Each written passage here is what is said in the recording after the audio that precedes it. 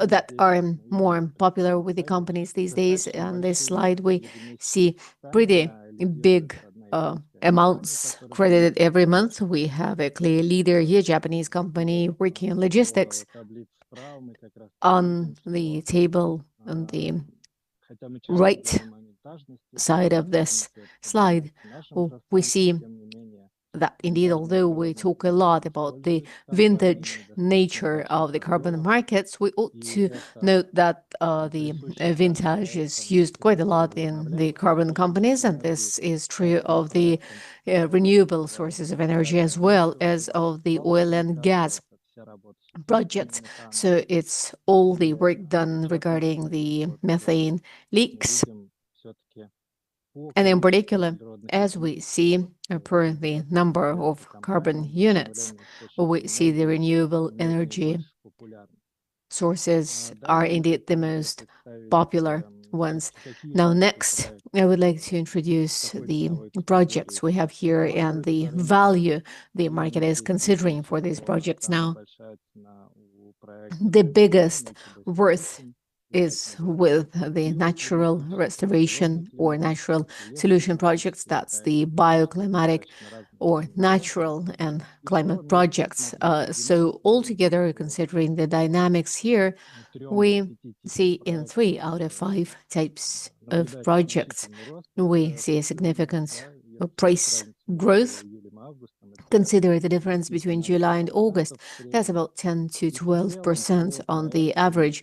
And on the whole, the overall cost of the projects was about $6, which is a little lower than in our market. And nevertheless, this is the live money that indeed it can earn or make in the global carbon market. And here we have the climate projects as leaders. Altogether, the overall number of carbon units is about 16.8 tons of CO2. Now consider the issuance and the retirements. We see a clear surplus in the carbon units in the global market. In August, the issuance of the new carbon credits has significantly exceeded the retirements. The issuance has dropped by 53%, and we have about 17% decrease of retirements. So there is a surplus globally. And indeed, this is a trend that we've been witnessing since 2021. Considering the popularity of the projects that are the most popular ones, that's renewable energy. And let me note that in spite of the fact that there are some issues with the trust to energy efficiency projects, nevertheless, they are quite popular and their share is about 14%. Now consider the split per the project. Indeed, the first approximation informs us of that the leaders in August were the renewable energy projects, and you have some significant imbalance here. You see that the issuance is about 6-fold higher than the retirement, which demonstrates a stagnation, or at least it shows that there is this bubble that gets somewhat inflated. Now, talking of the geographical distribution, well, clearly the leaders here are America, the American companies. Next, they get about 27% of the market. Then another quarter goes to Europe. Considering the specific industries using carbon credits in order to compensate for their carbon footprints and to compensate for this, the transportation industry, including aviation in particular, including the modes that are determined for the international market as part of CORSIA international mechanism, these have become the real trigger, the real driver for the growth in this particular industry. And also clearly it's the energy companies. As usual, they are among the leaders in terms of carbon credit consumption. Well, this is a broader picture on the global market, and we can see that the decrease we have had in 2021, it peaked with scandals and it continued into 22 and 23. We see a significant and stable fall of the market. There are some causes to this fall, and in order to eliminate these causes and to improve the quality of the projects, we certainly ought to say a few words about the initiatives that these days are focused on improving the trust, confidence in carbon markets. We have a carbon print initiative developed by CDCM. That's a initiative to check out the compliance and the diligence of the carbon markets. A few companies have already got this certification. That's Golden Standard, Climate Action Reserve, American Carbon Registry, and Verified Carbon Standard. Now, the demand for the carbon credits like this has grown twofold. And to conclude, I would need to mention another driver, which clearly is the CORSIA mechanism, the carbon offsetting and reduction scheme for international aviation. You have heard about the new transactions by all means, but as the requirements are becoming more rigid under the mandatory phase in aviation and in international aviation, and passenger aviation in particular, this market is promising not only for the global market, but also for our domestic Russian carbon market. Thank you very much, colleagues. Thank you. And I'm delighted to take any questions or comments after the session. Thank you.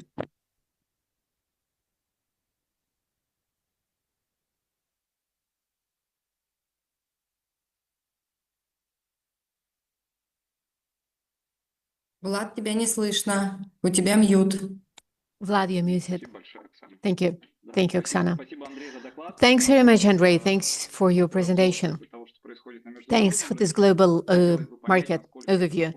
It would be great to understand how and if it is reflected here in Russia. And I would like to give the floor to Oksana Gogunskaya, CEO of Contour. Hello, colleagues. Thanks very much to the organizers for the invitation to participate in this very important session. Every year, the Register of Carbon Credits since 2022 has reported on its success, because I have a feeling this market is developing in a consistent way. And in fact, this time is not an exception. Let me just share my presentation.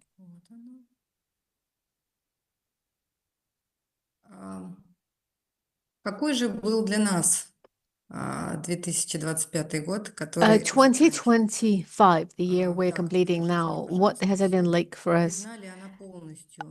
Can you all see my presentation? Вкладка слева у тебя тоже видна, если ты запустишь Да, именно сейчас, картинку. подождите минутку, я как-то ее уберу. Сейчас супер. Ага. Значит, ну, мы считаем, что, в принципе, вот на сегодня we система наша believe as of today, our system of issuing the carbon credits is pretty well formed. Clearly, as the market is maturing and as it is becoming more specific, the demands and the requirements are also becoming more specific. The participants of the market and the regulator define the rules, so they comply with, because this market has a very interesting special feature. On the one hand, it's a voluntary market, and the company has a way to enter these relations and to implement the climate-related projects in a voluntary fashion. At the same time, the legislation and the basic rules that determine the conditions and the terms of the functioning of this market are regulations and regulatory acts of the Russian Federation. In this slide, I have sought to present the way this system works. The regulator is the Ministry for Economic Development. It's a specially authorized institution by the government of the Russian Federation. The methodology is established as public standards. There are the authorities or bodies in charge of validation and verification that are accredited by the National Agency for Accreditation. The transactions and the registration of climate projects are done under the register of carbon credits with the implementers of climate projects or the potential market players can turn and they can start an account in this country. An account and the transactions with carbon credits can be carried out by legal entities as well as by private individuals. We're gradually devising the rules that could make it possible to rule out the dual registration recording in terms of the carbon credits and the green certificates, so that this market becomes more transparent. And it is becoming more transparent, and it is to a greater extent these days in compliance with the principles Andrei mentioned before me. Our data. Well, every year the number of the issued carbon credits is better, and it makes me happier. At the same time, we completely see there is quite a lot of capacity, untapped capacity in this market. It's about 99 million as of today, so we're approximating 100 million. At the same time, though, this is more of training ourselves and working with climate projects, developing the methodology, defining the issuance terms and conditions. So right now, there are no great transactions we could avant with for now. However, 22 national validation and verifications bodies are operational in the country. We have 30 methodologies available. And in fact, I would note that these methodologies in principle actually cover all the main areas of industry of the Russian Federation.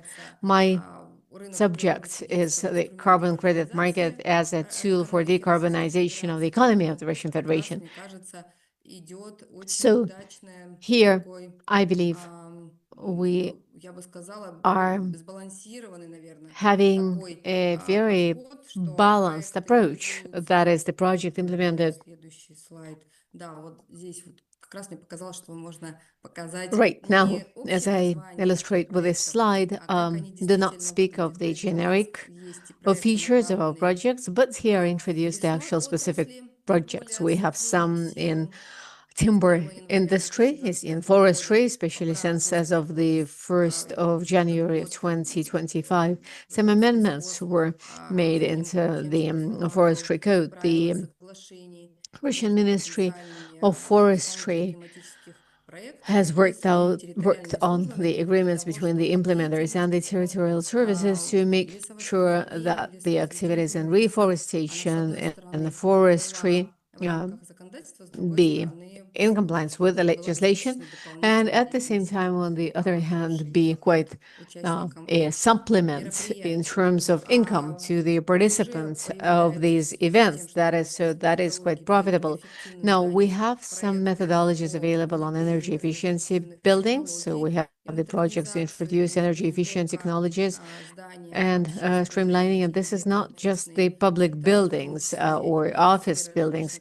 It's also the housing and communal service-related buildings, which is certainly something to be joyful about because the volume of this market is actually quite good and quite big.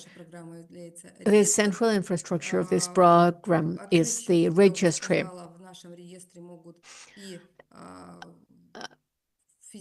Both the private individuals and the corporate legal entities can start an account in our registry. They can be or not the residents of the Russian Federation. They can also be foreign citizens. In fact, last fall, we announced the invitation to everyone to come and join our register. Now, the transactions are carried out in the Russian Federation in a far more regular fashion now. In the previous years, every transaction used to be a great novelty. But right now, we have regular trade ongoing in carbon credit in the exchange market. So if anyone is interested, every Wednesday in the National Goods Stock Exchange, we do the bidding. We have the bidding with carbon credits, and the stock exchange has direct interaction in terms of the communications with the register. And now we have the average fee of the participants of the bids. Well, in fact, it is a little higher than the amount Andrei mentioned, but at the same time, the volume of bidding with us is somewhat lower. Here I offer an analysis of our bids. And it is quite interesting to see how this market is developing. So I believe it's going to be quite exciting working on some comparison. Now, in this registry, we do not only report the carbon units, that's the outcomes of the implementation of the climate projects, but we also in this roster have a registry of special carbon assets that are issued as part of the special project. It's an experiment on quota fulfillment in the Sakhalin region. In fact, we have here today a special envoy on climate of the Sakhalin region, so she's going to talk about this experiment. And I just wanted to note that the trade in this kind of product and goods was launched this year. It's the first year when the companies had to not only submit their reports, but also in case they exceeded the emissions endorsed by the size of the quota, they had to either pay the fee or to get the carbon credits or the quota fulfillment or quota compliance units. So in this country, we do not have yet a very developed exchange of the volume of carbon unit offset. So clearly the carbon credits are now traded against the quota fulfillment credits. So we clearly see that the quota system is going to incentivize the development of the carbon market. Well, to complete my presentation, I would just draw your attention to the following fact. We are not standing still, we are moving on. We're developing as a program, and our goal for the future is getting the Russian program accredited in the CORSIA system. So we hope to see you in a year's time, and maybe we'll have some great news to present and to boast of. Thank you.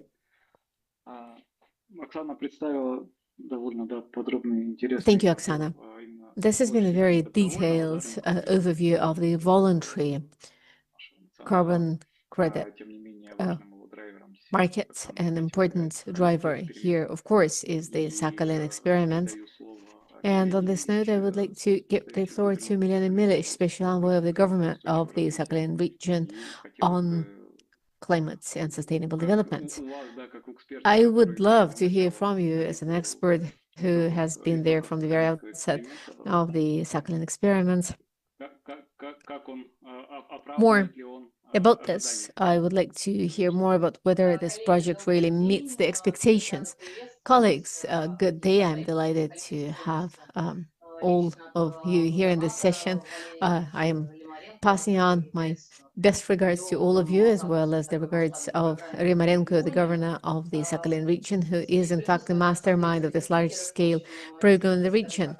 Now, among the speakers, I see here the founders of the very best practices, the authors and the members of our team. So as one of the developers of this team, I would like to start with the news that is extremely significant for our national market, especially this year. It is very significant for the climate agenda in the Russian Federation. So based on the official reporting on the emissions absorption,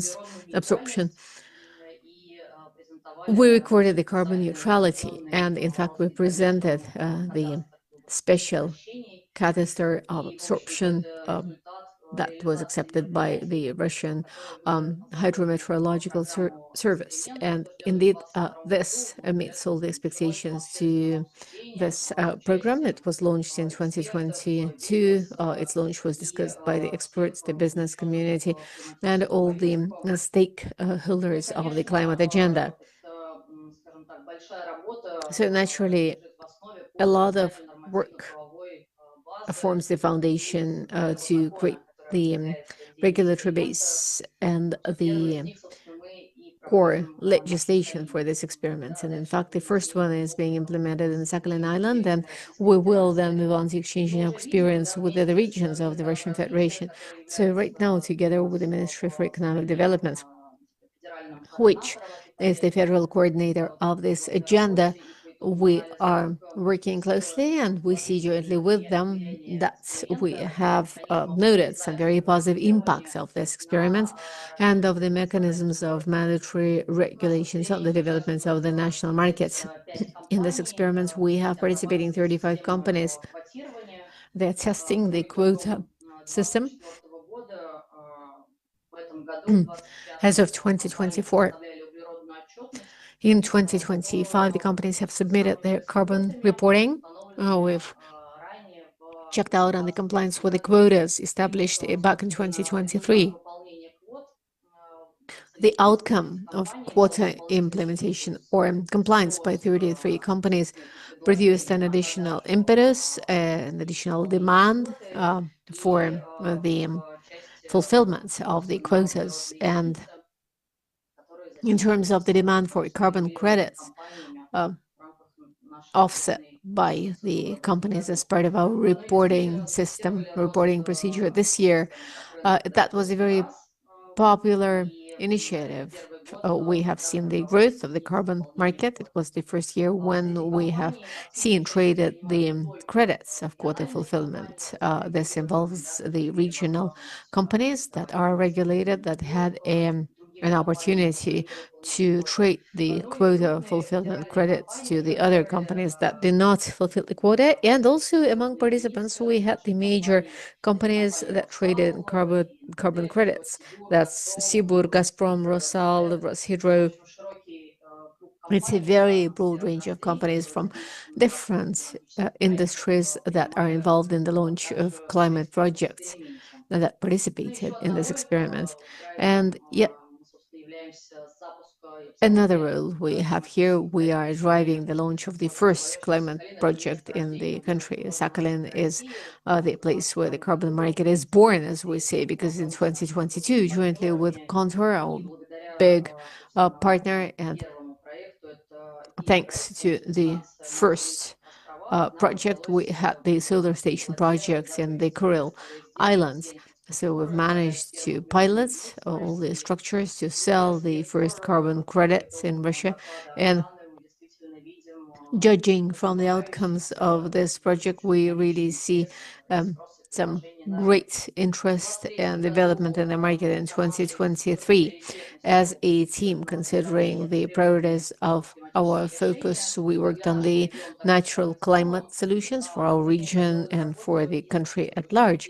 So we did this job, and we were the first to launch the forestry project. For now, it's a long-term project. The credits are not traded for it. But again, this is a very significant part of the climate agenda to us in terms of the absorption capacity of the ecosystem. 2023 and 2024, the first years where we are now registering the climate agendas, and we have an opportunity to sell our carbon credit. Now we continue our work, and in spite of accomplishing carbon neutrality, we seek to support the carbon balance, to become the carbon dollar for the budget of this country, to support the implementation of the national climate doctrine and the accomplishment of its goals to 2030. We're interested in the new partnership where authors of the climate projects in the Sakhalin region and all the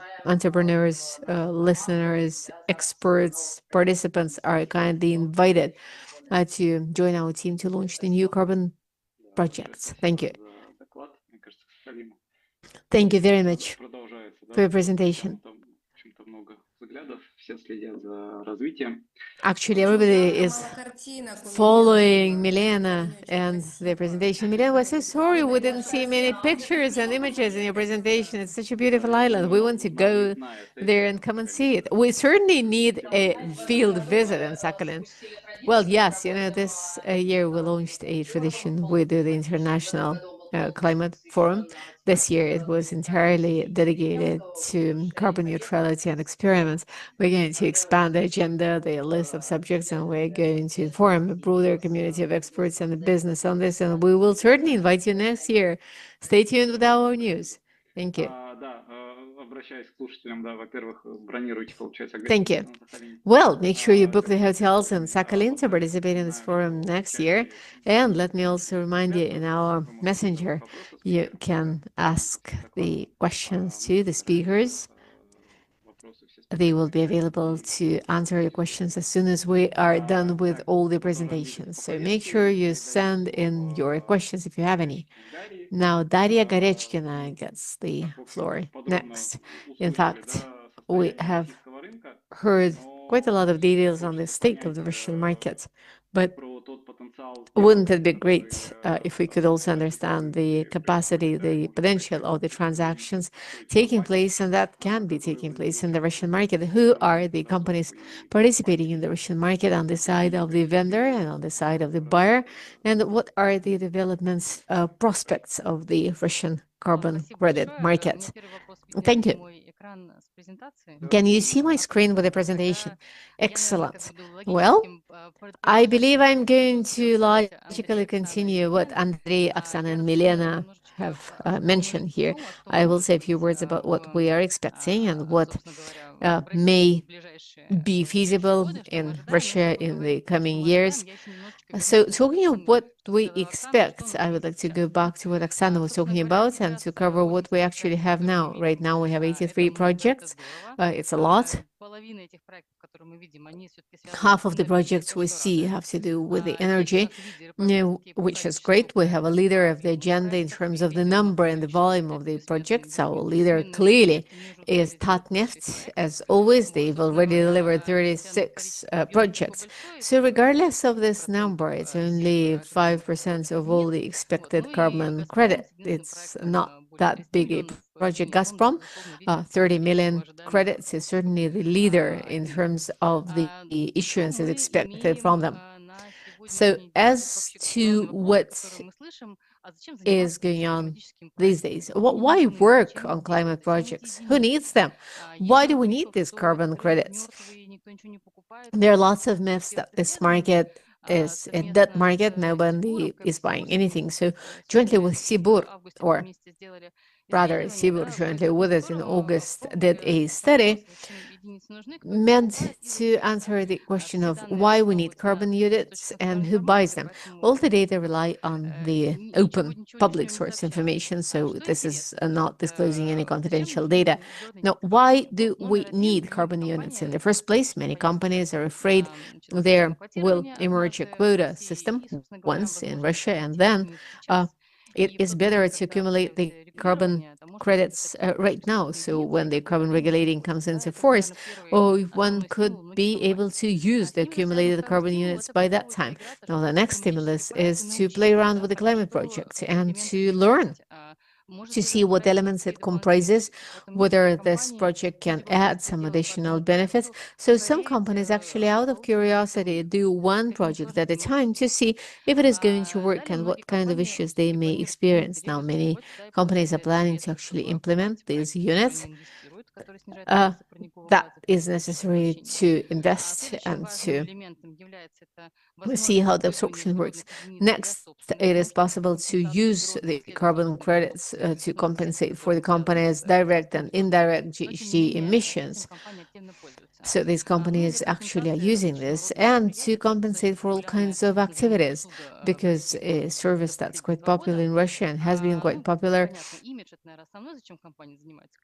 is this one, the image. Well, of course, image making is mainly why companies are doing climate projects. So why do the companies need these 83 projects, and why do we expect to see more of these projects in the future? This pretty much brings you the list of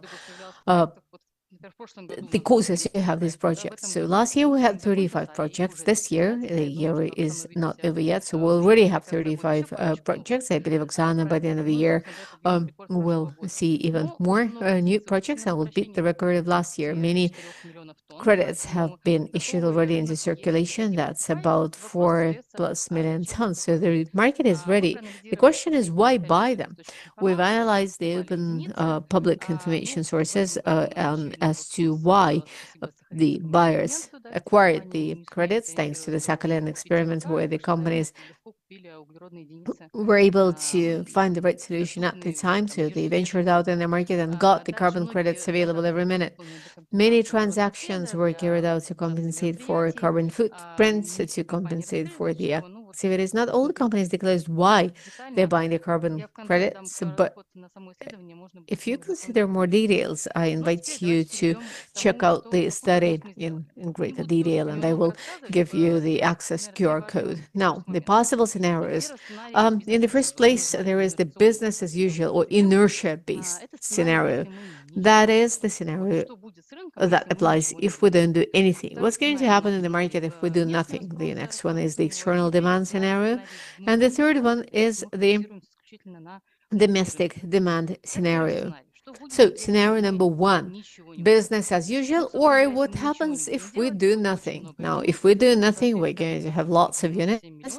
We're going to have 97 million in the market by 2035, and expectation is about 50,000 tons annually. We are not likely to get more. What are we going to lose? Well, we lose the demand to the market. The carbon credits are going to be non-liquid product, and I believe the market will run out of it for quite soon. The cost of carbon credits is not going to go down below 100, 130 rubles. That's the bottom line, really, right? So it's going to be about 300 rubles a liter. So at some point, the companies will just lose faith in the possibility of selling this. The external demand scenario is based on the consideration that by 2029, the quota system will emerge in Russia. In purple on this slide, we see the information how many credits will have been implemented by that time. Now, in green, we see the number of credit units, of carbon units that will be needed. So with the carbon credits, we will be able to compensate for the emissions made. The cost is going to grow. The projects can be developed further. The last scenario is the domestic demand scenario. That is, if Russia introduces the quota system, it will apply nicely to the industries which have to reduce the emissions, and where this is feasible, that can reduce the emissions. Also, it's important to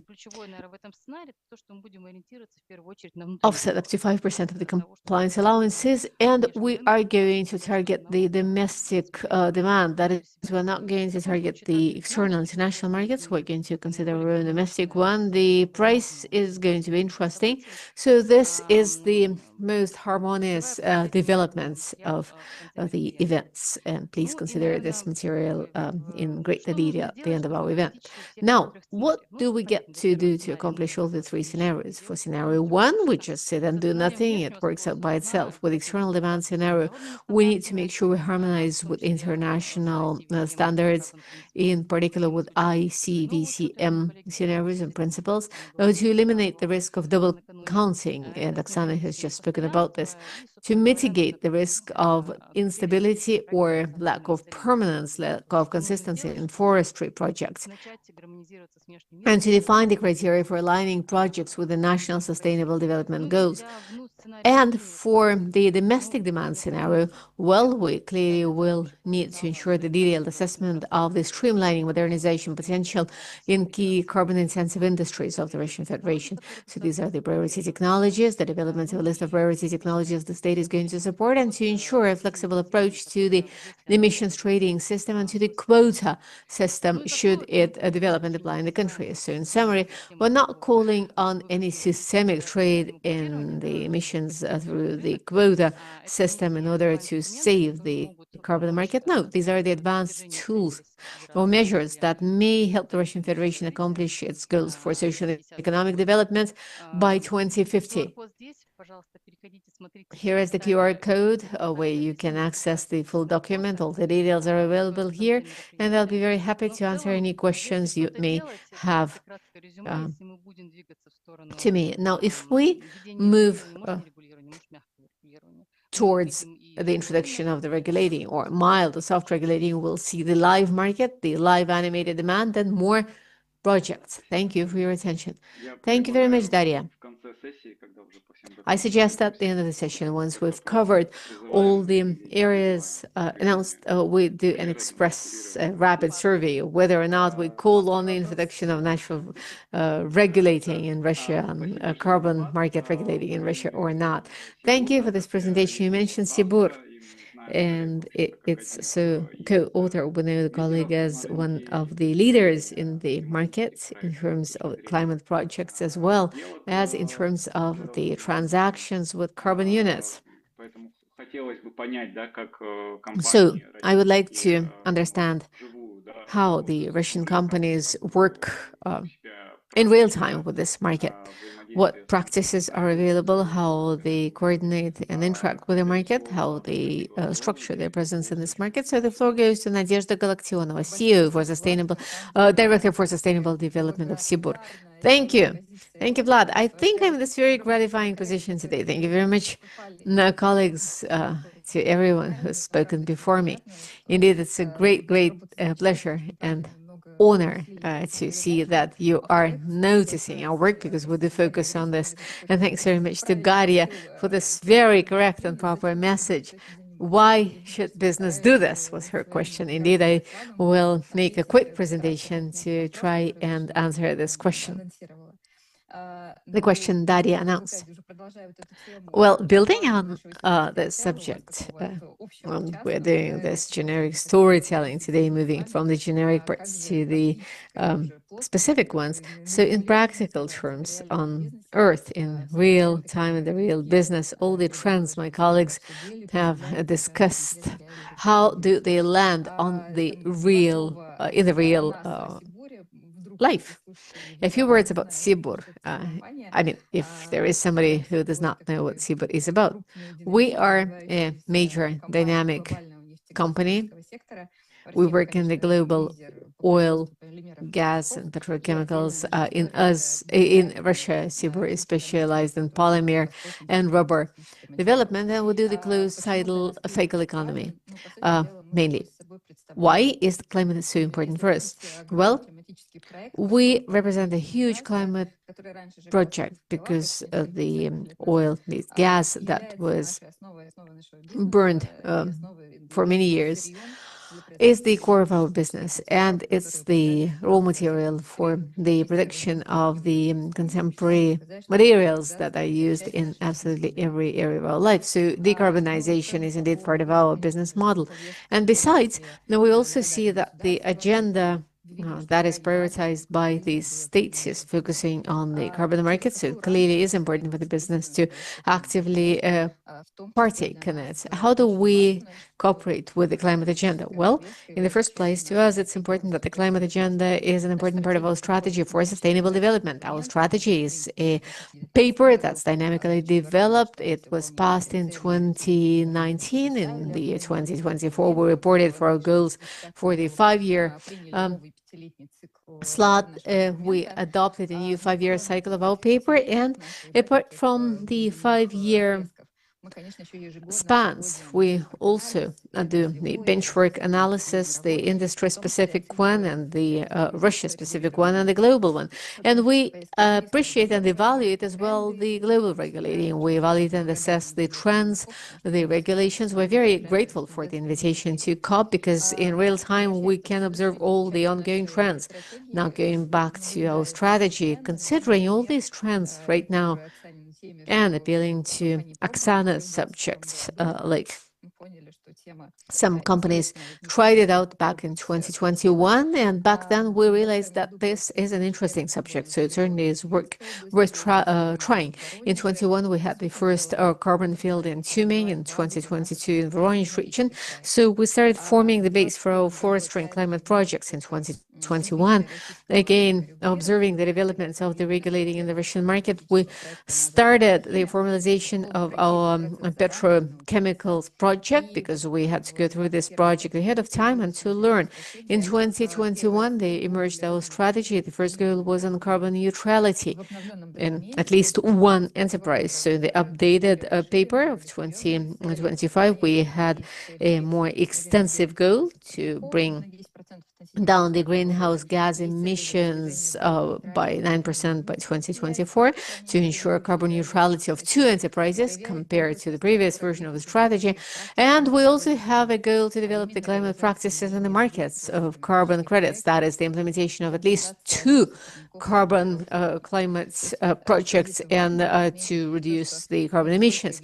Now, importantly, not only are we the manufacturer of the climate projects and the players in the carbon market, but also our public commitments are formed by our focus on carbon credits. We demonstrate to the others that this is what we're doing, and this sets a good model for the companies to undertake some public commitments, obligations to implement this goal and to work on carbon credits. And I also wanted to show that apart from our own interest in the climate agenda, we're also using the climate agenda and supporting the climate agenda to build our relationship with the stakeholders. In fact, working with the stakeholders is the ABC of sustainable development. In many ways, it is based on the balance of interests of the parties involved, the stakeholders and the companies involved. So the climate agenda is part of our work with many stakeholders. The clients, for instance, is one of the most important parties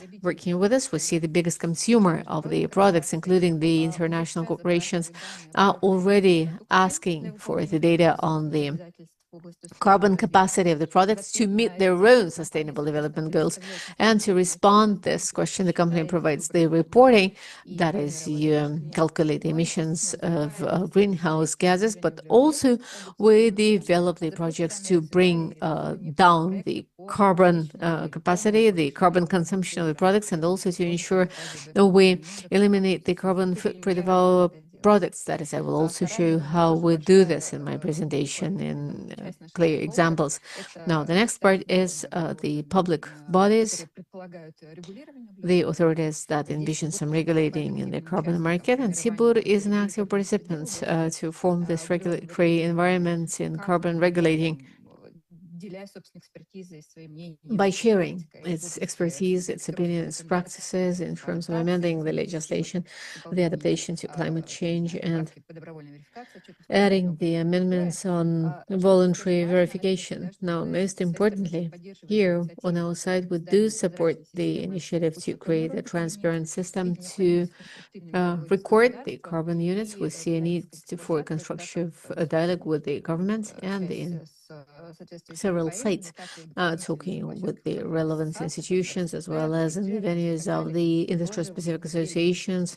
We share our expertise and we believe we are helping to form the transparency in terms of carbon regulating. So, of course, climate is the subject of all our communications and interaction with the rating and agencies, with the investors, with the regions of our presence, and even with the staff of the company. But indeed, the inclusion of the climate agenda helps to sustain and support the carbon markets and to development. The next story is indeed Sibur, the image of Sibur in the market of carbon credits and the climate projects. The climate project of Sibur includes 9 different projects. It's the technological and natural climate projects. The expected impact is about 11 plus Dasha was talking about who is the absolute leader in terms of the volume and amount of carbon credits. Well, we know where we stand, and we are doing our best to have a reserved and informed approach to the planning of how Sibur should present itself in the carbon market. We have several focuses of attention which we target, and we are doing our best to sustain them. It's working with different types of climate projects. I mean, we believe it's really important to know how to work with different types of carbon projects. We have 6 climate technological projects, 2 MBS, that is reforestation and forestry solutions, solar station development. We have different projects which make it possible for us to consider the different types of carbon units and to understand how we ought to work with each of them. Now, we also try to keep up the balance of interest in terms of not to be the biggest guy in the village, in the field, in terms of the volume of carbon units, but to sustain the carbon equilibrium. So we are 3 in the volume of the portfolio of carbon credits, and number 3 in the related category. Now, the next thing is important. That is our sales, the volume of sales, how we expand them. Now, the share of the market is about 6.5% to 7% right now. But what is also important for us is not only the volume, but also the type of transactions that we can implement, that we can do. They are different. On the one hand, it's direct transactions. It's also the barter, the carbon neutral activities. Oksana, sorry, I'm calling you Oksana. Sorry, Dasha. Dasha was talking about. It's my attempt to join the registry that I'm confusing the names, right? So we also legalize the number of carbon credits per product, and we are also calculating the right business idea to see what is the premium characteristic of the product where our carbon credits are allocated. We consider all these subjects, we evaluate them every quarter, we update our domestic internal analysis, and we consider where we ought to reinforce the focus of our attention and to do the additional things in order to be the correct player in this very difficult and interesting carbon market. Very briefly, I would like to share with all of you how this works, and I do invite the audience to join us with their questions and to share their experience in how we do this, because we believe it's good if there are more different projects available. Now, inside the company, the way we work with the different climate portfolios of different types. Well, in the first place, in terms of technological projects, I believe the foundation document for us is the regulation for the climate activities. In fact, we have a sub-segment in our regulation that is dedicated to the portfolio of ECG projects. There are some very specific requirements to them. There are the projects considered by the investment committee that has a number of requirements to it in terms of the climate efficiency. So for ESG projects, we have somewhat lowered parameters, which have a bigger environmental component. So we consider this on a comprehensive scale, including the climate aspect of our investment activities. The next thing is that back in 2022, when the registry of carbon credits, Contour, was operating, the climate portfolio was formed retroactively. That is basically, we considered the projects that had already been implemented. We saw the environmental component, we saw the volume of emissions reduction expected as part of this project. That was not difficult to do, because since 2019, all the institutional projects have included our expertise on sustainable development. That is, we consider the calculation of the gross emissions of greenhouse gases. We mark the projects as potentially climate or non-climate projects. So our portfolio, was formed retroactively. Now, right now, our portfolio of investment solutions is formed in anticipation out of the ones that will be implemented and that go through the appraisal system. So we highlight or mark the projects as climate or non-climate ones. Now, the next one is projects outside the enterprise, that is outside our technological chain. These are worked through individually on per case basis. We work directly with the scientific institutions, with the regions. We have a special set of technologies there. In terms of the transactions, I wanted to share with you what we have accomplished in the past year, going back to the type of the transactions we're trying out. Indeed, we experiment a lot, we check out many assumptions, and we check out how we can, in an interesting fashion, develop our carbon market. The Sakhalin experiment has become a major driver of the carbon market. We've seen an explosive growth in interest in carbon credits since the companies complied successfully with their commitments on quotas. So they came up with some interesting mechanics, which was implemented during the Sakhalin experiment. We did a barter transaction with two Sakhalin companies, as part of which was sold some carbon credits to compensate for the excess in quotas. We also signed an agreement with the Sakhalin region by Sibur, the Sakhalin region, and the company producing the polymer materials, the Sakhalin region, whereby committed to use the Sibur products, and Sibur passed on the revenue from the sales of carbon credits to increase the pace of the replacement of the housing and communal infrastructure. So it's a win-win trilateral story where we're growing the volume of the product. The Sakhalin region gets the funds to ensure the quicker replacement of the housing and communal networks with more energy efficient materials, which also impacts the climate agenda. And it looks like everybody is happy. Everybody is happy and effective. So we believe the mechanics we have come up with is quite an innovative mechanics, and we certainly believe it can be used perhaps outside the Sakhalin experiment, as well as for other areas of the economy. So that's an interesting kind of mechanics we've managed to implement this year.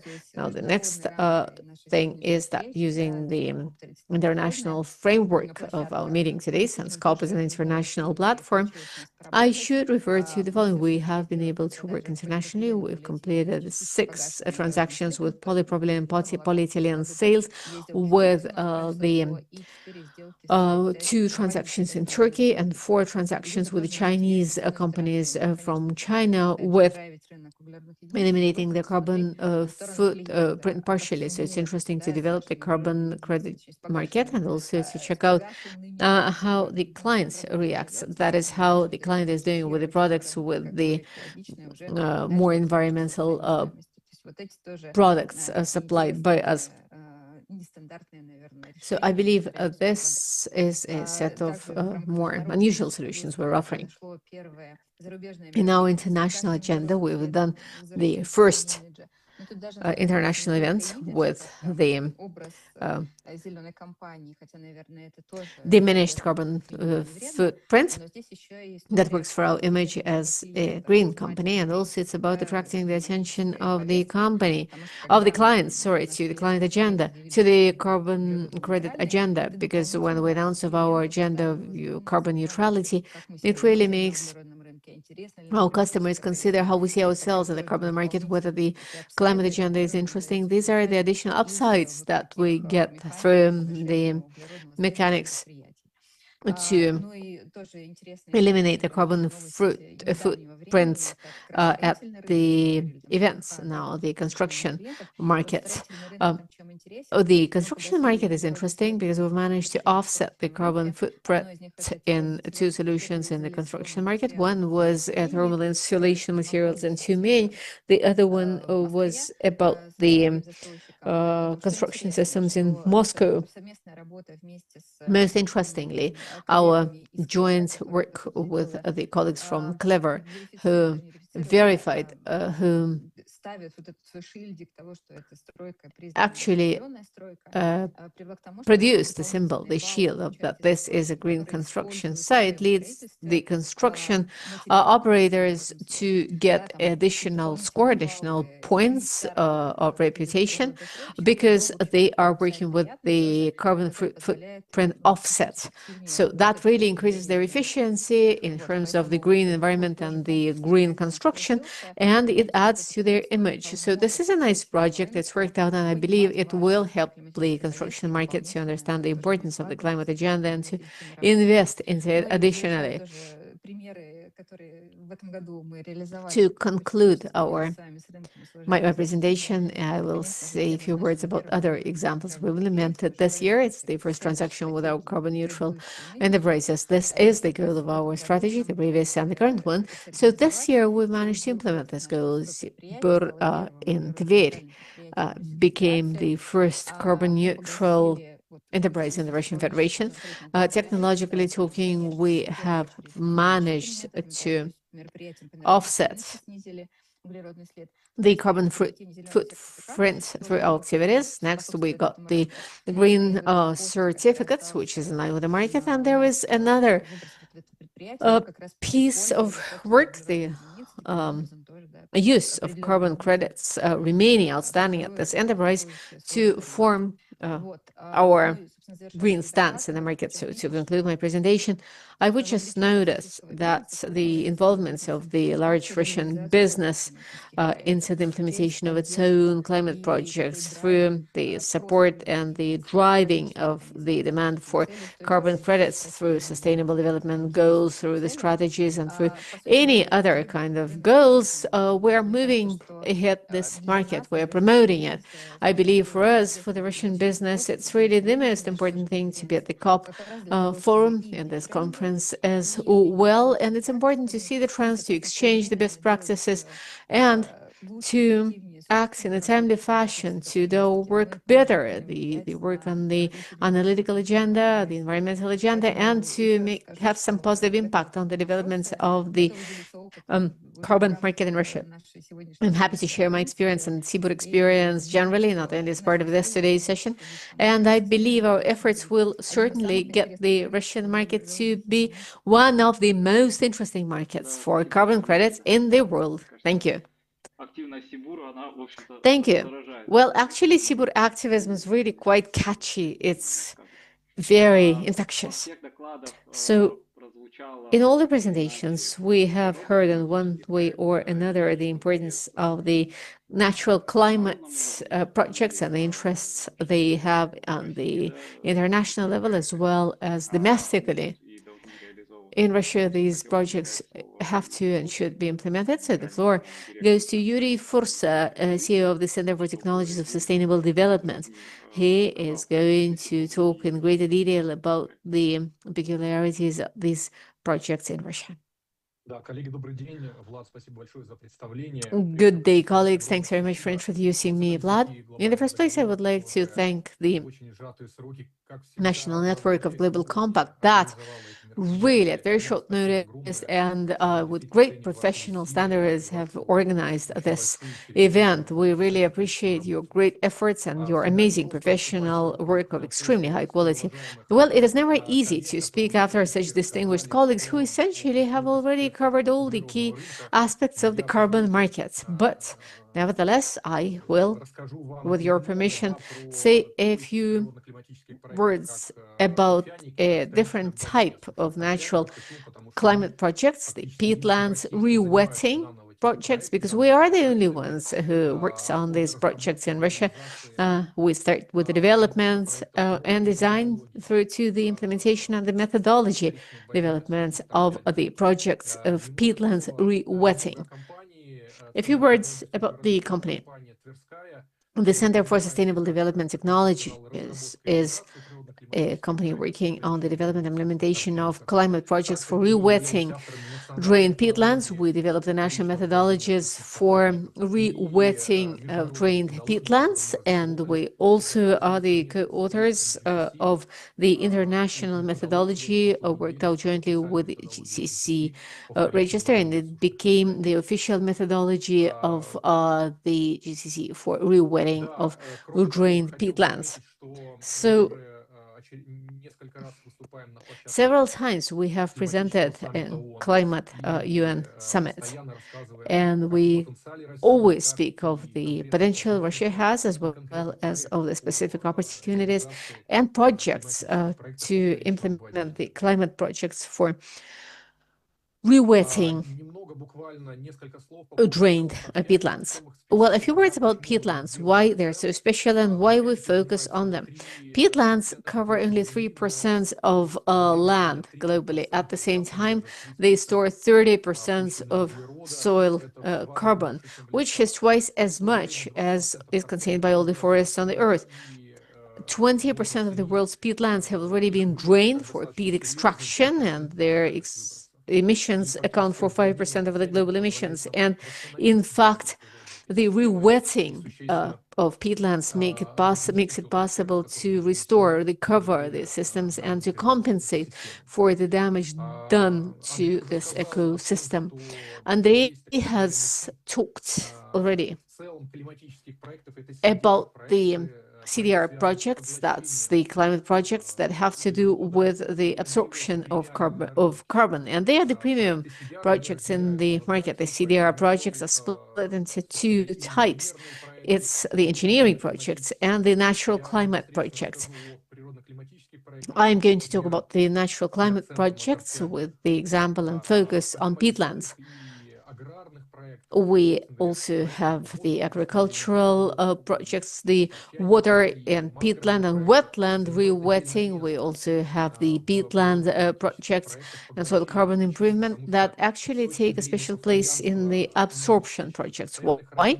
Because they ensure the sustainable storage of carbon. They have a pretty low risk of leakage, and they also offer an extended range of co-benefits or the advantages, the additional advantages that are available when such projects are implemented.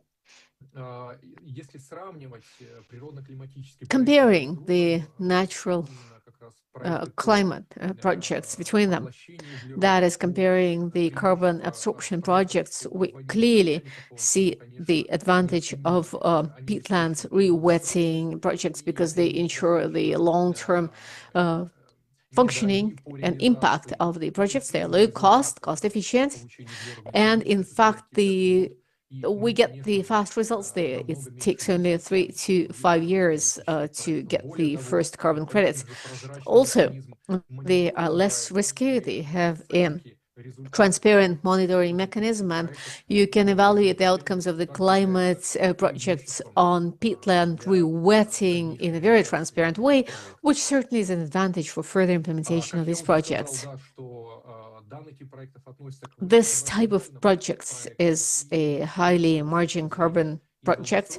It's a long-term, it ensures long-term carbon storage. It also offers some additional benefits and advantages, and it ensures the quick production of the first carbon units, and it's low risk. Lately, well, I mean, over the past 15 to 20 years, we've been taking a systematic approach to the nature climate projects, which is a very correct thing. And apart from the carbon advantages, this type of projects, especially peatlands, ensure a great list of non-carbon related advantages to both the client and the investor. Peatlands are dual carbon projects. They are the projects to reduce and to accumulate or to remove at the same time, and they ensure a broad list of non-carbon advantages. That's the restoration of biodiversity that is important to issue the biodiversity units. They are good for water quality improvement and filtration. We also know that the projects and programs implemented in one of countries in the world, whereby as part of climate projects, you do the restoration, the reimbursements to climate developers, to the developers who implement natural climate projects. They work for flood prevention, which is important for the insurance companies. They reduce the fire risk, and of course, paludiculture, wetland agriculture, and renewable biomass development is one of the advantages, providing for a way to grow the cultures and to earn from using these cultures. It's ecotourism, leisure, it's the deployment of renewable energy facilities, the solar and the wind ones, the engagement of local communities as guides, as project staff, as monitoring team, and it's ensuring dedication and research. But these are the non-carbon advantages, which are important to consider when we implement climate projects. As to international experience, well, clearly it's worth noting the great experience the partner countries have: Indonesia, Belarus, Malaysia, and Peru, which are implementing or have already implemented the big projects. Like in Indonesia, they have over 800,000 hectares that have already been rewetted. Lately, this is a very significant indicator that speaks of experience, and at the same time, it speaks of the opportunities in these countries to implement this type of climate projects. Now, as to the carbon markets, right now, jointly with the GCC registry, we have two major methodologies ensuring the opportunity to develop and implement the climate projects. There are the regional methodologies and the CR registry, and they're developing a project of methodology in the International Carbon Register, that's the Iceland register, to restore the peatlands. So the international infrastructure for the implementation of this type of climate projects has been established, and I'm sure in the nearest future is going to be replenished. Here we have an overview table of the standards, the programs and initiatives implemented right now in different countries that is aimed at ensuring the implementation of the initiatives and the projects for rewetting of drained peatland projects, which again goes to prove that this type of nature ecosystems is receiving a lot of attention. Now, a few words here regarding the European initiative. That's the European Union Carbon Removal Certification Framework, the regulation that was passed 2 years ago. And indeed, it establishes a unified European system for carbon removal evaluation certification, provides for the creation of a centralized EU registry. This is about the engineering projects, that is direct absorptions of carbon, about the natural projects, the agro and forest ones, and the peatland projects, and the projects that also have to do with adding carbon-containing components into the construction materials. We're expecting next year to see this methodology implemented, and the first projects will already hopefully be implemented at full scale in the European countries. Talking of the prospects under the Paris Agreement, Article 6.2 and 6.4, Singapore and Malaysia that have signed all the necessary agreements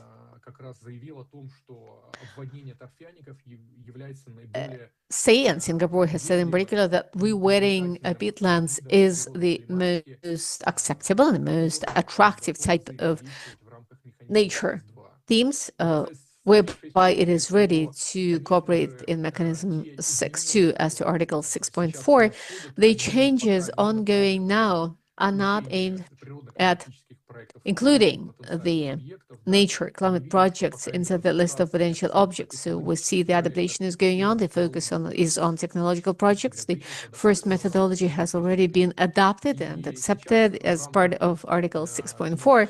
And as part of the climate summit in Brazil, they are actively discussing right now a possibility to expand the stability issues to ensure the nature and climate parameters fall in there. A lot of work is expected here. In fact, midterm or long term, we will also introduce the nature and climate projects as a list of methodology that is in line with Article 6.4 of the Paris Agreement. A few words on Russia. Well, I understand we don't have much time, but at the same time, this country has a huge potential, which effectively we have inherited after the active extraction of peat for energy purposes as raw material in the Soviet time.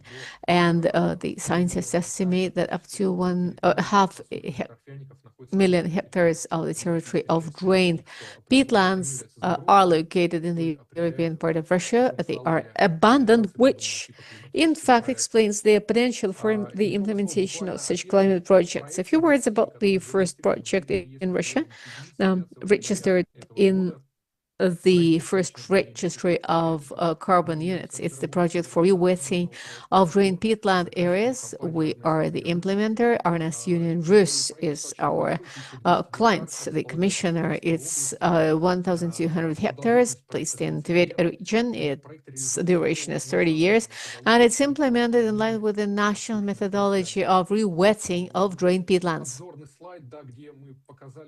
Here is a review slide where we demonstrate what has been done already this year. We're going to have a number of research activities to measure the level of groundwater, to do the geobotanical description. And here on the right, we see an example of this project launched jointly with the biology faculty of the Moscow State University on the growth of this sphagnum moss. It's about its reintroduction for climate purposes to cover the water that will emerge after the climate project has been implemented. The national methodology is an important aspect. The national methodology is getting special attention. It was developed by the experts of the Center for Sustainable Development Technologies and the leading Russian scientists, and it is now being transformed into the national standard. And there is the international methodologies with the colleagues from GHCC makes it possible to implement the projects in Russia and to register them in the International Register of Carbon Credits. Thank you. Thank you so much, Yuri.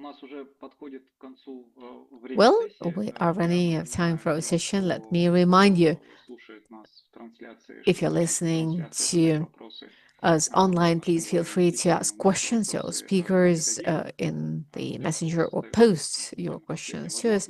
We are now announcing the very last opportunities to submit your questions. And as part of all the presentations, although the presenters were focused on the Russian market, we have clearly heard about the importance of the external cooperation, the cooperation with the external markets, and the importance of international cooperation has been clearly highlighted. Sergei Storchak, senior banker of the Russian Economic Development Corporation, WebRF, will talk on the importance of multilateral cooperation in the development of voluntary markets of carbon credits. Thank you. Thank you very much, colleagues, for getting me into the domestic scale of the carbon credit markets. So thank you very much. There are not that many materials, as I'm specialized in the international global markets and not in the domestic market. I am a little more interested in multilateral cooperation or international cooperation. So this is quite similar to what's going in Berlin right now. The idea of considering these issues has a dual grounding. The first aspect that's important is that we are an agent of the government of the Russian Federation in many areas of international activities. And in this context, we really have to track the situation to see and monitor what's going on outside the Russian Federation in terms of the development of the market. And secondly, as we understand the importance and the difficulty with getting the funds for our activities, we are going to carefully consider and analyze whether it is possible and whether there is a chance in one way or another to get a piece of this pie of carbon markets, of this funding,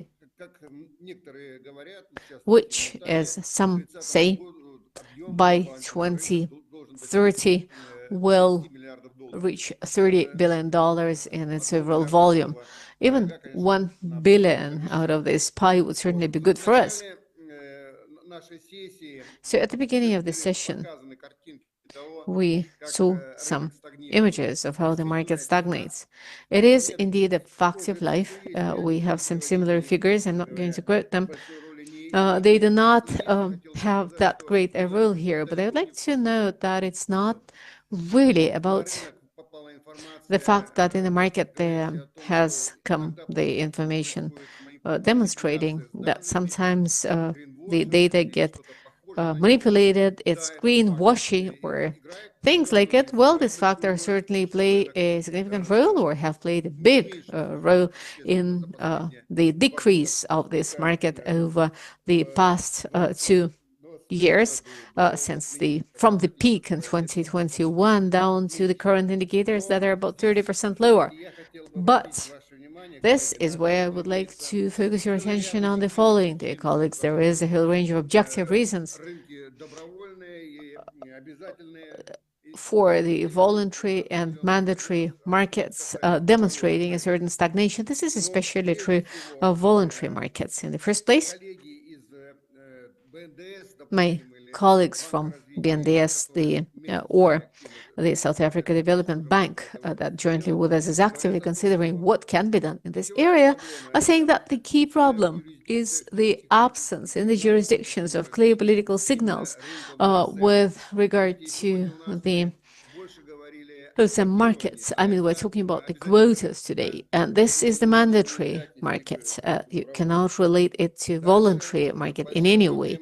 Now, another big challenge is the low, poor transparency of the pricing. Yet another factor that is important, it's the lack of clarity of trans-border sales in carbon units. Well, clearly, after some agreements were accomplished per 6.2 and 6.4 articles, the chances for working out and stabilizing the methodology and the practice of trans-border operations in carbon credits will bring about a breakthrough are quite good. At the same time, please note that our adjacent jurisdictions are making decisive steps forward to make sure that the national markets are stimulated for development. Let me give you a couple of examples. I really love them. One is about Uzbekistan, the other one is about Turkey. So in case one, the president signed a decree on the measures to participate in the international carbon credit market. And indeed, the name speaks a lot already. I was very happy for the partners from this republic. That's an interesting stance. 80% of the issuance is proposed for sales abroad, and 20 is proposed for the pool, the reserves for the country to make sure it keeps it to serve its international commitments. Well, clearly the decisions will be taken later by the economic players of the market. In Turkey, they took a slightly different approach. They created a council on carbon markets, and the goal is, I mean, it's an interesting thing. The goal is to ensure the approximation of the mandatory beneficial market and the voluntary market. And I believe in this sense, they are almost the greatest pioneers in this area, because one of the fragmentation forms for the market is that you have the voluntary and the mandatory market, and not always do they have the bridges linking the two, although some observers actually say that the movement towards the approximation of these two markets is there, may not be there in all the jurisdictions, but in some, for sure, in a significant number of them. In order to understand where we are as part of the Russian chairmanship in BRICS, as part of the chairmanship of the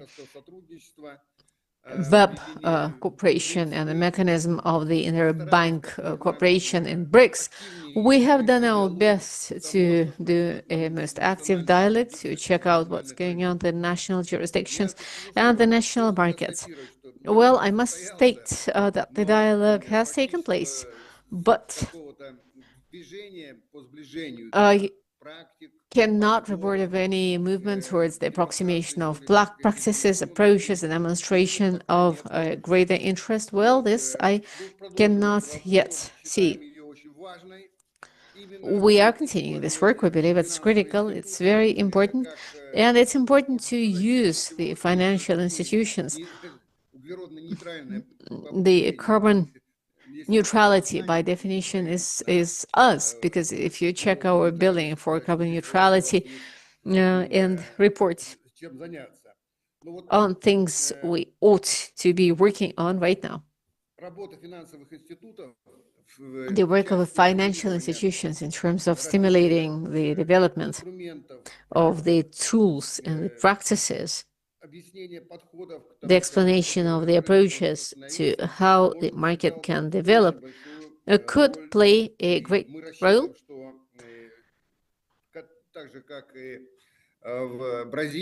And we hope, like in Brazil, in South Africa, web cooperation will be commissioned to start doing this work. I would also like to note the following. There are emerging some interesting initiatives in terms of the development of infrastructure of voluntary markets. In fact, the last one has to do with the commitments of South Africa in 2020 as well as this year. There is a document called a Common Credit Data Model. That's the model of recording the data per every carbon credit. This is a model that is debated now. Early next year, it will be endorsed, I believe, given the fact that the United States are chairing the great G20. We do not know where it's going to be announced. Nevertheless, this model will make it possible to identify the carbon credit, to register them, to collect the reporting, and to incorporate all of this into the national infrastructure model and practices.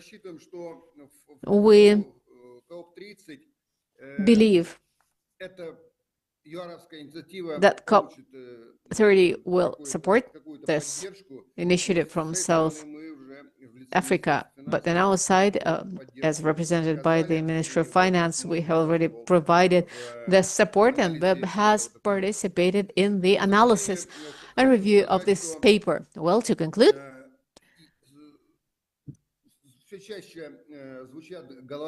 I need to note that we exceedingly often hear about the need to implement the in-depth reform of the functioning of the voluntary markets. Among the measures discussed, we can list the improvement of the verification practices, the creation of the pricing, a transparent mechanism, the formation of the unified uniform standards, and what we've talked about is a step towards it, the development of the centralized trade platforms. I'm referring to trade in carbon credits, that's the international subject, and the digitalization of the processes, as well as the monitoring and verification. Thank you very much. I hope this was not boring. Thank you. Thank you, Sergey. Let me briefly respond to you with regard to the BRICS commitments. We certainly are witnessing quite some movement through the Business Council of BRICS. My colleagues are regulating the project to create the carbon hub for international voluntary markets. Oksana, as far as I know, I saw also seeing some active participation in the development of the general models of the markets and integration, right? Yes, exactly. I wanted to add regarding this work that indeed in G20 it is not staying. It's already moved on to ISO.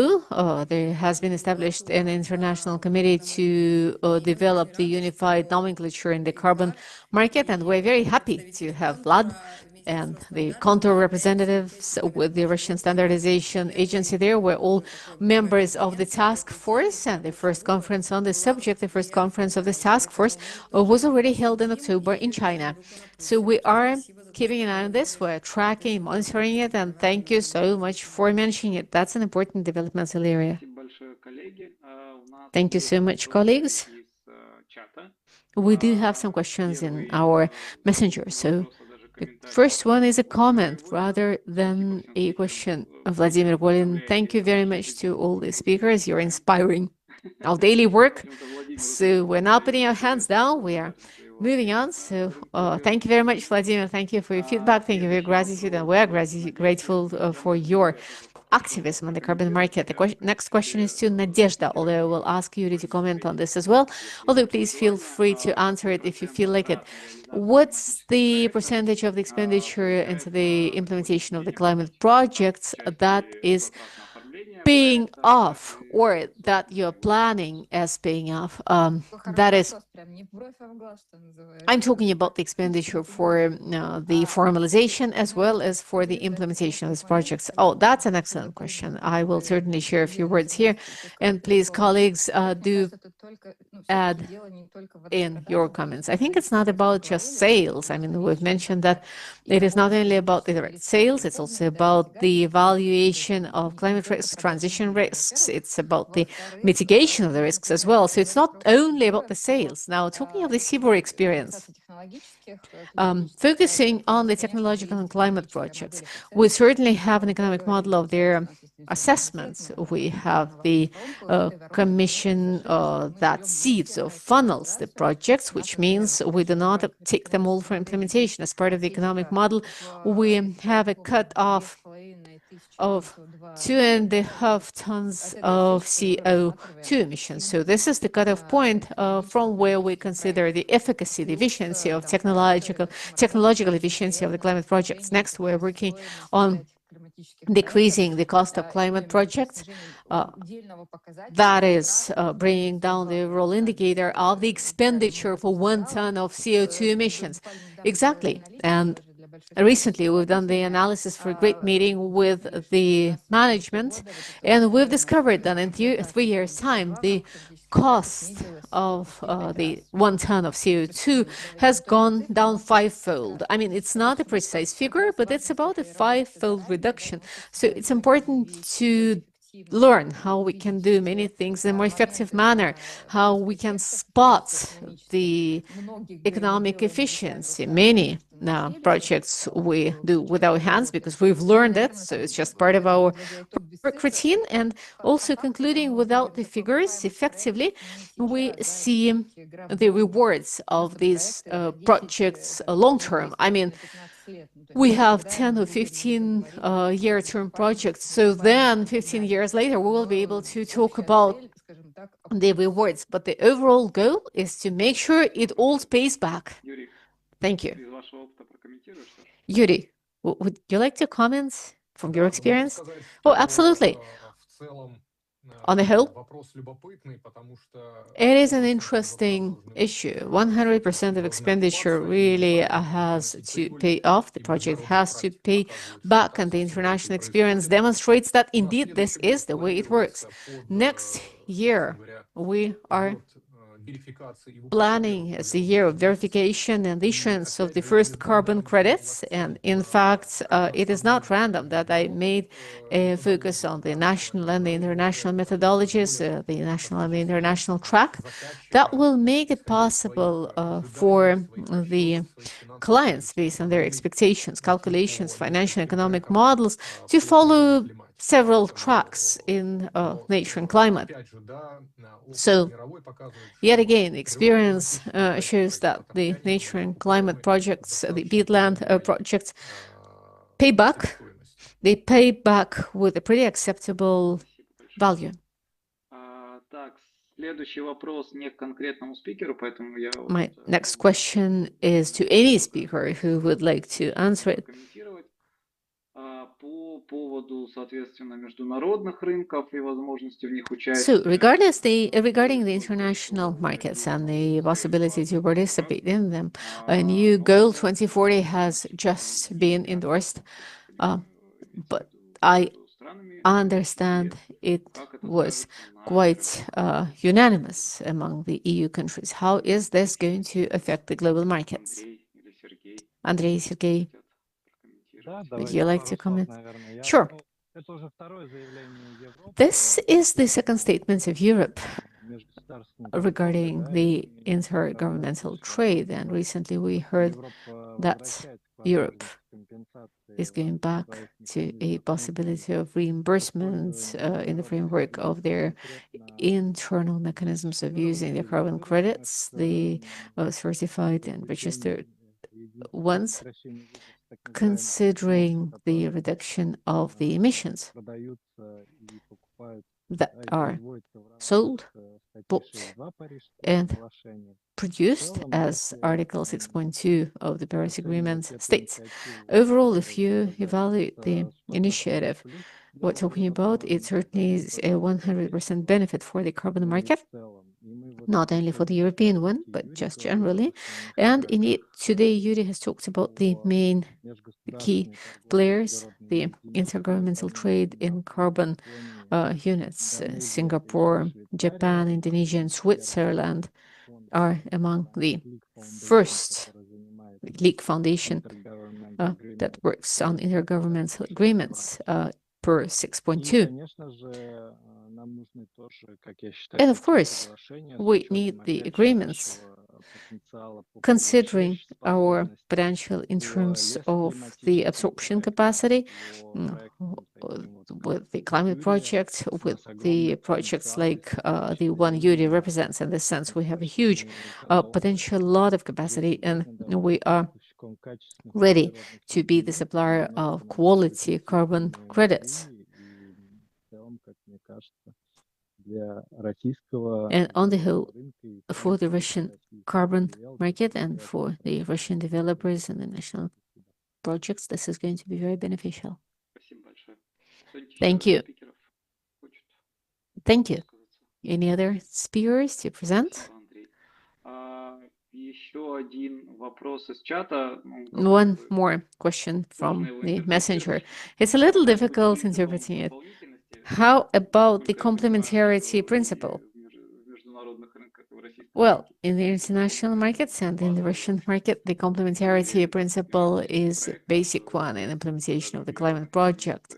So without the sales of carbon credits, the climate projects would not be able to be implemented. As far as I know, we also have it stipulated in the legislation. So I don't know if it is worth commenting more on this. So for now, we don't have any more questions in our messengers. So I have a feeling we have two main drivers here. One is considering the external markets and to see how we can get integrated with them, how we can try and develop the internal national market. So I suggest every speaker does a blitz comment on this, your personal view.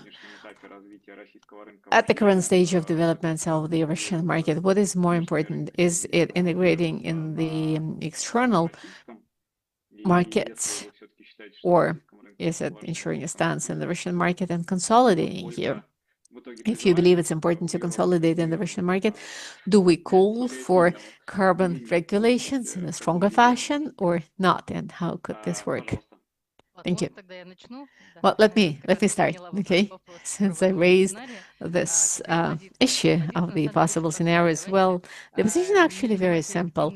Let us not be reactive. Let us not be reactive, which oftentimes we take in Russia. We check out what the others do, and we try and see if we can do it domestically. I mean, as a country, let us take an active stance when we offer things to the market, when we dictate, or rather propose, suggest the rules, so that we are seen, we are considered, and they use our methodologies, our approaches. I mean, it's a matter of climate sovereignty, if I may call it this way, which will help the country. Which will help the country become the leaders, not necessarily catching up with the others and copy pasting what has already been done, but it will make it possible to take a special stance. Let me build on Dasha's stance, and actually I support her. My subject is the carbon market as a tool for ensuring carbon neutrality on a governmental level. And exactly, it's about prioritizing the areas where we should direct the financial flows. And it's a very beneficial one because on the one hand, it's about the technological neutrality, indeed. At the same time, it ensures that the country can address the country-specific issues. Because apart from the forests, we need to be thinking about reducing the emissions and modernization and not the closure of the production. I mean, even in terms of the Sakhalin region example, I come from Sakhalin. In the past, we had coal stations and there was a lot of smog above the city. Right now, it's all gas stations and the quality of air is so different. Last year, Yuzhno-Sakhalinsk became a resort city. I mean, you just replace the technological approaches and it completely changes the environment. But at the same time, I believe looking towards the international regulations is important because as you move on towards them, you raise the requirements of your own projects, you make them more transparent. We make it possible to verify them by the validation authorities accredited in Russia, as well as by any independent institution. In fact, Andrei, as a representative of the International Verifier Company, can add things because, indeed, as a register, we see the projects that make available information in English. We see how they're referred, and these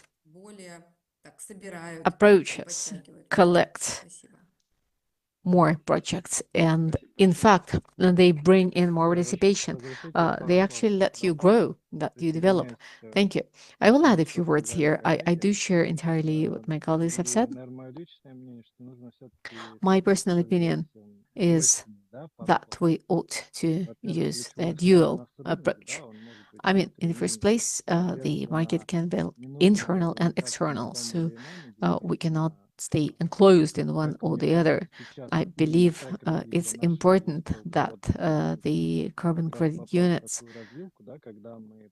develops right now in a way whereby we leave an opportunity, a window of opportunity for the development of the internal market, domestic market, to make sure it develops while trying to catch up with the external market. A whole region has reached carbon neutrality. This means the mechanism is operational, it functions well, and so we need to develop it. Talking of the external market, we clearly need to reorient our main logistics flows. As we've said many times today, all are accompanied by the carbon footprint that is visible in all the supply chains. And so in any case, we've got to work with our partners. And for that, we need to boost the level of competence of our health professional community and the tools that we're using to optimize our climatic solutions. Thank you, Andrei. Sergey? У вас микрофон выключен. Your microphone is off. В левом нижнем углу там значок с микрофоном. Надо на него щелкнуть. You'll just need to adjust your microphone, please, because you're muted right now. Слева внизу иконка микрофона и звук. Please click on your mic on icon.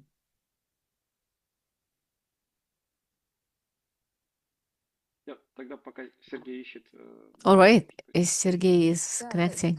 Надежда. It's amazing unanimity. I'm certainly not to destroy it. And I'm confident it's not a dichotomy of choice. It's yes and another yes. We've got to review the international markets to see how the demand is developing, to learn from their mistakes, in particular to choose and use some positive examples, and also to focus on developing the domestic consumption, the domestic demands, the domestic regulations and standards. So to briefly conclude, this certainly is an and we should go for. Also, we should be looking outside internally, and in the first place, we should be guided by the national interests, be it through some external practices and the development of our own practices. Thank you.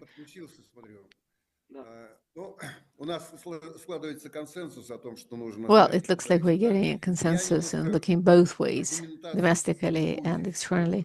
My argumentation will be a little different here. I believe for this very particular market, what matters is the scale. So the scale of our economy and the interest of our players will make it possible to grow the demand and the supply and to ensure the adequate pricing. Well, I would be a little skeptical about that. But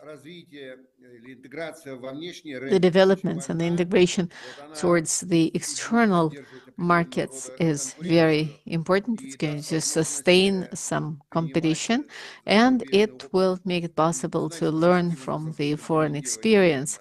That doesn't mean to say that we'll have to implement it right away, straight away into our projects, but the monitoring of the interdependence and interconnections is certainly a trend of the current level of development of the global economy.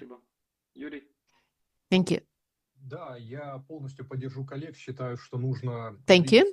I will certainly support my colleagues. I believe we need to move on according to the international and national track.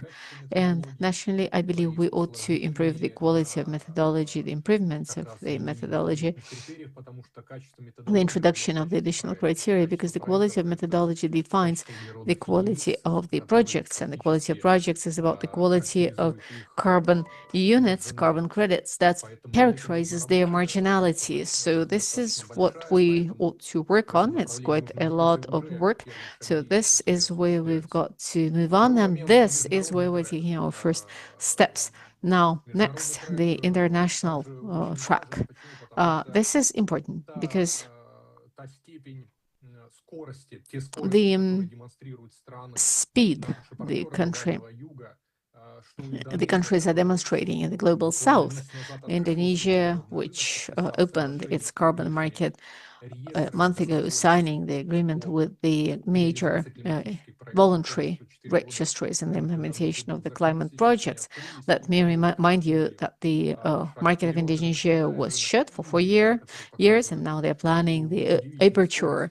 India and China demonstrating amazing pace in terms of the complication, sophistication, and the development of the carbon infrastructure. All of this means to say we really have to communicate with our colleagues and to implement the best practices our colleagues are demonstrating. Thank you. This is some amazing unanimity in our panel. Well, it certainly is important to keep an eye on the processes ongoing on the outside, and I do believe that the national market is the kind of market we can influence, at least, which is a good thing. And it's important to keep it a priority. So Daria mentioned we do not want to develop the market to just add some more economic activities, we simply see that this really leads to the reduction of the emissions and to the development of technologies, like colleagues were saying. And indeed, it's a new type of cooperation between the different types of businesses. And this is what we are aspiring at, because this is why this market was created to begin with. Thank you very much, everyone. Thank you. We seem to have run out of questions in our messenger. If anyone wants to add some final words, please go ahead and do it. So thank you very much. And this will complete our session. Have a good night. Thank you. Thank you, colleagues. Bye. Thank you. Thank you. Всего доброго.